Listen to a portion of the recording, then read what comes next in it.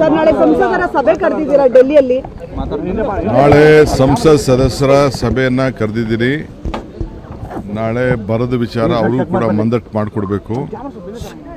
ಮುಂದಕ್ಕೆ ಅವ್ರಿಗೆಲ್ಲ ರಿಕ್ವೆಸ್ಟ್ ಮಾಡೋದಿದೆ. ಕೆಲವು ಅನೇಕ ವಿಚಾರಗಳನ್ನು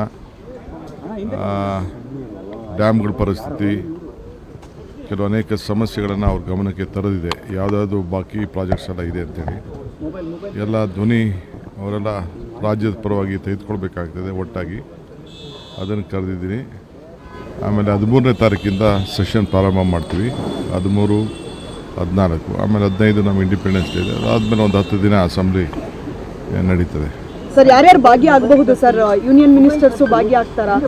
ನಾನೆಲ್ಲ ರಿಕ್ವೆಸ್ಟ್ ಮಾಡಿದ್ದೀನಿ. ಪ್ರಧಾನಿಗೆ, ಸೋಮಣ್ಣಗೆ ಹೇಳಿದ್ದೀನಿ. ಇನ್ನು ನನಗೆ ಕುಮಾರಸ್ವಾಮಿನ ಮಾತಾಡೋಕ್ಕಾಗಿಲ್ಲ, ಶೋಭಾ ಅವ್ರಿಗೂ ಮಾತಾಡೋಕ್ಕಾಗಿಲ್ಲ. ಎಲ್ಲರಿಗೂ ರಿಕ್ವೆಸ್ಟ್ ಮಾಡ್ತೀನಿ.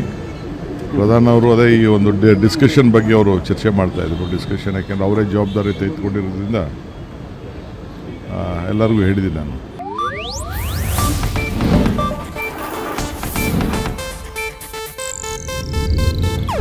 ಇದು ಏಷ್ಯಾನೆಟ್ ನ್ಯೂಸ್ ನೆಟ್ವರ್ಕ್ ಪ್ರಸ್ತುತಿ.